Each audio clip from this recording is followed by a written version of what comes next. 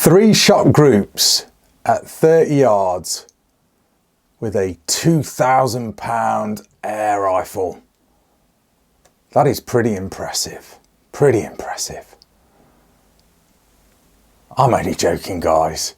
This was actually done with a sub 500 pound air gun with a variety of different pellets, which I will tell you more about shortly.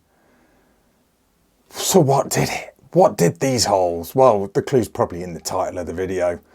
Hi guys, this is RACKNLOAD and this is the Stoeger XM1 Bullpup. And accuracy wise, I'm pretty damn impressive. For a short, compact little bullpup like that, for the price point, that is damn impressive. Right, before we dig deep about this air rifle, let me throw out some of the boring specs. It's not boring, but I always sort of say that. The techie specs, the geeky specs. So, this one is in 22 caliber or 22 caliber, available in 177, 22 and 25. It is a pre-charged pneumatic rifle or PCP. Cocking lever is the sort of side lever that we're all pretty much familiar with on bullpup rifles now, or on a lot of PCPs. It is a synthetic stock, as you can see, and it has got what Stoeger is calling a hexagrip. I think it is hexagrip on like the stock. So I'll show you that in a bit more detail. I'll show you up close in a minute. Total length of this rifle is 27.5 inches or 700 millimeters. Like I said, black synthetic the stock is. It's ambidextrous as well, which is a winner for me. Although the cocking lever, I do believe you cannot swap that round. But, you know, if you're a lefty like me, you're probably that used to right-handed cocking levers or bolts. It doesn't really matter. Weighing in at 2.8 kilograms, 250 bar fill pressure on the cylinder there. There's loads of different features which I'll sort of talk about as we sort of go through this rifle basically. Magazine capacity, 11 shots in 177, 9 shots in 22 and 8 shots in .25 caliber. That's pretty much it for your specs. I've got to say, guys, I am pretty impressed. I think what we'll do, I think we should just go straight into accuracy. We'll go straight into accuracy. Now, this is at 30 yards with the Stoeger XM1. And 3 shot groups, like I said. This first, I've got my details written there, but the target is actually that way up. So just excuse me as I sort of spin the target round. So started off with H&N Field Target Trophy, which are these bad boys. Let me show them you. So they're kind of like my standard, set the standard kind of pellet. 3 shot groups. There. At 30 yards, remember guys. That's not a bad group. Pretty damn impressive. That is actually 3 shots. There's 2 through the bottom one there. Pretty damn good. Then I went on to RWS Super Field, which are these here. Let me show them you. Okay. Went on to those. Those are 15.9 grains, slightly heavier than the H&N Field Target Trophy, which were 14.66. But these are the results shooting those. Pretty good, pretty good. Then we went on to H&N Barracuda Green, and I forgot to get the tin out. There, again, slightly lighter pellet because they are non-toxic. Decent results. All right, occasionally they did sort of spread out a little bit. Dead weird. That is actually 3 shots there. And then we went on to JSB Exact jumbo RSs, which are these. I'll show them you without spilling them all over the rack table. Okay, that's them. And they did pretty well as well. They are 13.43 grains as well. Again, look at the size, guys. That's a real good group. Happy with that. So's that one. 30 yards. And then the last one I used was H&N Barracuda 15, which are these. In between the group testing, I was basically just putting 3 or 4 shots through just to get the barrel sort of reaccustomed to that pellet. I know it's a bit sort of attention to detail, but you know, some people will say, oh, you should just run a few pellets of what you're going to be using next to it first. So I generally do. These are quite a heavier pellet, these Barracuda 15, so 15.89 grains. These ones are still decent groups, dropped slightly a little bit because of the weight.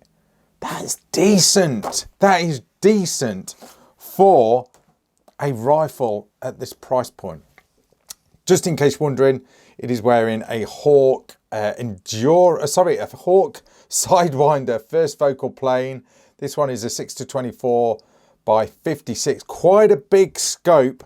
To be fair, as you see me shooting this, I am a little bit scrunched up trying to look down the tube. I should have used slightly higher mounts, I think, but I managed. You know, by the time I put it on and everything, and I was like, oh, well, it'll do. And it did do. You know, with that accuracy, I'm pretty happy. So let's take it from the top and tell you all about this little rifle. So first of all, let's go from the recoil pad end or the butt pad end. So sort of medium soft rubberization there on the stock. It's got a bit of on the recoil pad, butt pad, whatever you want to call it. It has got like a texture in. This gun's so short I can actually just put it on the rack table like that and show you. So slight texture in there, I like that. Ambidextrous design on the cheek piece, which is nice. And not only that, as I'll show you when I grab the box shortly, you get a slightly different size cheek piece as well. So you get 2 cheek pieces to basically set this rifle up exactly how you want it. A stock hook there, which is nice. So if you so wish, you can pull it in to you. It has got, when I can speak, I can't speak tonight as I film this video. It has got the what do they call it? Hexagrip texture on there, on the stock hook. There is a sling swivel point there as well, you may have noticed. Pretty much the same on either side. You've got XM1 logo in the polymer there. On the other side, it is just sort of blank. Okay, very ambidextrous rifle. The rest of the stock, as you can see, pistol grips all molded in. It's not like an AR-15 pistol grip like what you get on some other brands of air rifle bullpup configuration. This is all integrated, but you can swap that pistol grip out, the front bit, this blue bit, to a black one. I don't know, I think it is the same size, but I'll show you that when we do the bits in the box part of the video. And then the fore end as well, again, it's got the Hexagrip texture along the fore end, which I like. And then notice at the end here, it has got some threaded holes. That is so you can add a magazine holder, which is really good. Again, I'll show you that in a minute. Also, you can swap out the fore end. Now, I put this flat fore end on because I was shooting off a little rest, as you can see in the footage of the video. But you can add like a vertical grip, which is really good if you're doing pest control and stuff like that. And you can also use the grip to sort of lean off stuff as well. So that is really, really good. The barrel itself, obviously with it being a bullpup, that is the barrel, okay? It is threaded as well. So it has got this shroud on. I'm just trying to, so there's your barrel. It's very, I've got to say it is very FX, but you know, it is what it is. a lot of guns are going sort of this sort of design. So there's your barrel. There is a barrel shroud here, and it is threaded on the end to take a silencer if you wish. There is your manometer on the end there. I'm never a fan of manometers on the end of rifles, so I just always find it odd looking down the front end of the rifle to see how much juice is left in it, but hey ho, it is what it is. Safety catch on this rifle is actually on the trigger blade. That reminds me of air arms. I kind of like that, but I don't know. No, I'm not so keen on that because, you know, if the gun's hot and it's ready to go, it means you've got to touch the trigger just to put the safety catch on, which is a bit daft if you ask me. You know, if you're wanting to sort of go safe, then the last area you want to touch is the trigger, isn't it? You want to, you know, press a button somewhere else. So that's probably my only gripe about this rifle, is where the safety catch is located. But apart from that, it is a cross-bolt safety catch, as you can see. The trigger itself is pretty good. It is pretty good. Let's cock it. We'll give it a pull. It is obviously empty.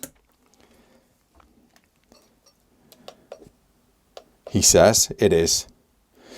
Trust me, it is. It wouldn't be the first time I've done this where it's been hot, but you never know. That's we've got a nice concrete block wall just to the side of me, so nothing bad's going to happen. No, I'm only kidding, guys. It is empty. So let's give this a pull.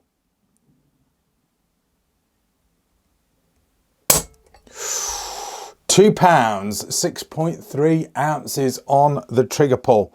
That ain't bad. That ain't bad. And let me remind myself, it is a nice trigger. Ergonomically, it feels really nice. That is a nice trigger. It is a nice trigger. Really, really nice to shoot. The accuracy, just really, really good. Now, the cocking lever, as you can see, you may have just seen me do that as I cocked it. Probably a tiny little gripe is I don't think it's long enough. It needs to just be a little bit longer. But other than that, it's rock solid. It's tough, it's sturdy. That bit spins. Probably just needs to be a bit longer, maybe a bit fatter, but that's just me. I like how everything is sort of easy to get at. You know, there's nothing sort of hidden where you'll, you know, if something was to go wrong or something needed a bit of maintenance or even a bit of lubrication, you can get at it, which is good. It may be bad in some of the cases, you know, because dirt and stuff might stick to the oil and grease and whatever. I don't know. It is what it is. Quite a high Picatinny rail, as you can see. But like I said, because of this cheek piece being fairly high, I think really ideally, I probably could have tightened those groups up. I mean, do I really need to though? I was quite happy with them, but maybe I could have tightened them up if I was a bit more comfortable. And, you know, if I'd put higher mounts on. Those mounts that I am using, by the way, are Sports Match mounts. They're excellent mounts. Many thanks to Sports Match because they do supply the channel with a lot of the mounts that we use here. Now, is that cocked? No. So, integrally into the fore end, the stock obviously is your cylinder. So that is neat. I do like that. It's just a real compact little rifle. It really is. Decent power. You know, this one was running, I think, 11.2. I keep forgetting to throw in footage of the chronograph. I will start doing that. 11.2 foot-pounds. This one was running at with my test pellet, which was the H&M Field Target Trophy. I just chronoed it with that. But really, really impressed with this little rifle. For its price point, do you know what, guys? You know, I think the other one that really impresses me at this sort of price point is the Walther Rain. So out of this and the Walther Rain, oh, don't know. The thing I like about the Walther Rain is it is totally ambidextrous. But I don't know, I'm impressed with this one. Now, magazines are cassette style magazines like this. They are, I've got to tell you, we're a little bit fiddly to load. So what you've got to do, you've got to spin that around like that. That's under spring tension. Turn it upside down, put a pellet in skirt first, and then put your finger over it, and then sort of just go around and fill them all up like so. The magazine goes in pretty much effortlessly, which is really nice. You just literally drop it in there. And what I like about this as well is whether you're a lefty or a righty, it doesn't stick out in your face like what a lot of high-end air guns do of this sort of style. So just thought I'd put that out there. So let me just fire that off. So magazine's pretty decent, you know, a little bit fiddly, but you get the knack of it, unless you've got cold hands, which is, yeah, I did after a bit, and my fingers were going a little bit numb. Let me show you the box. Now the box itself is pretty impressive. I do like boxes like this where you've got a bit of graphic on there. So that is the box. Medium game hunting, so it says here, small game hunting, varmint control, target shooting. Pro adaptive checkering is what they're calling it. Yeah, they do call it the Hexa grip as well. Human tech design. Okay.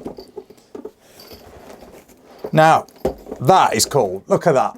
I do like that. Those are the bits that you get with this rifle. Okay. So just have a bit of a look there.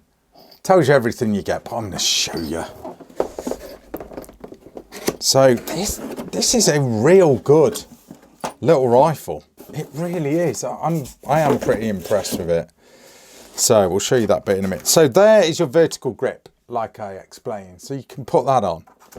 You can swap out the pistol grip, which I think, is it fatter than that one? No, it looks the same size. But if you don't like the blue, you can go for the black. Slightly higher cheek piece as well, which again is really, really good. That's just cool. And check this out. This is good, but it sometimes makes me worry as well. You do get a seal kit, but hopefully you won't need those for a long, long time. But they're there anyway, which is nice. That is nice. There is that. No, I haven't read the instructions. Don't know what that is, but yeah, there's that. You got your filler probe, and you got a selection of Allen keys and some spare screws as well. So nice attention to detail. Stoeger. There is what is that? An accuracy? Well, it's not an accuracy target, but it basically tells you that it's guaranteed for decent accuracy, and I can kind of vouch for that. Let's have a look at the manual. Now the manual ain't bad. All your obviously all your sort of do's and don'ts and this, that, and the other. What the hell's that? That don't look good if that happens, does it?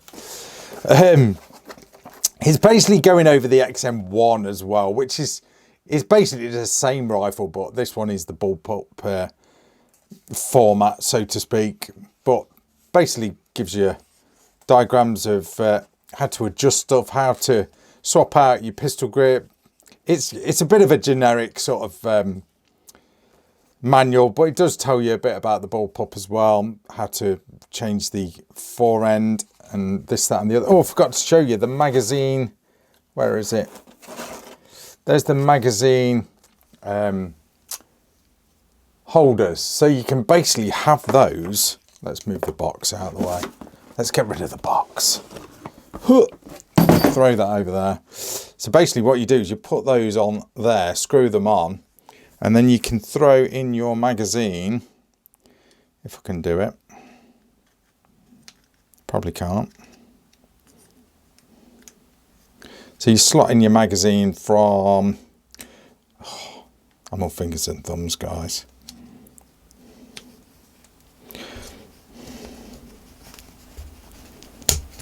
There we go. So I've probably done that totally wrong.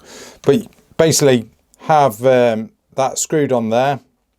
So those screws weren't spare actually, they were for screwing on these. So that is a mag holder, okay, and plus that is actually Picatinny rail. So you can throw something on there as well. I suppose you could have it that way round. Keep your mags there, and then you've got a bit of side Picatinny rail to put a light or a laser on. That is so cool. I really like that. That is a good attention to detail. Good option as well, something you don't find on a lot of air guns. How to swap out the cheek piece, which is really cool. Like I said, I didn't try that. There's your pistol grip. Swap out. Adjustable trigger as well. How to fill it up. You don't really want to be using a pump, but you know, how to load the magazine. Not a bad manual at all. Let's get rid of that. So guys, yeah, I'm pretty impressed. Pretty impressed indeed. I guess I should have put those magazine holders on, but I don't know, I was just using it sort of bare bones out the box, but I really like it. It feels solid, nothing rattles on it, you know, it feels decent. It feels decent quality. You know, when you get something that's just a bit crap and you can tell as soon as you pick it up, but this feels good for its price point. And with accuracy like that, straight out of box, you know, so the barrel isn't really leaded up. This is a brand new rifle straight out of the box. And you know, guys, as well as I do, with air rifles, you really need to put a good tin of pellets through them first to get that barrel sort of, you know, broken a little bit, and then accuracy is going to get even tighter than that. But, you know, what's that? 5 different flavours of pellets, all at 30 yards with all decent accuracy. That is pretty impressive if you ask me. Anyway, guys, can you tell I like this rifle? Damn right I do. I do. For its price point, absolutely amazing. Absolutely amazing. It's just cool. Don't be put off by the coloration, because it does come with a black pistol grip add-on in the box, so you can keep it all black, so there's nothing to sort of worry about there. But isn't that cool? A cool little rifle, a nice compact rifle. This thing would be ideal around barns for, like, you know, a bit of pesting, up close and personal pesting. Not even up close and personal. It's, you know, if you need a compact unit for pest control, or if you just want something bullpup configuration and you've got to stay within budget, and I totally get that, then this is a great option. You know, you can pay 3 times as much for, you know, like an FX, for example, and you're going to get the same sort of accuracy, if you ask me, and I know by experience. So it is what it is. So what's not to like? Anyway, guys, I'm going to leave it at that. Thanks for watching. That is Rack and Load. See ya.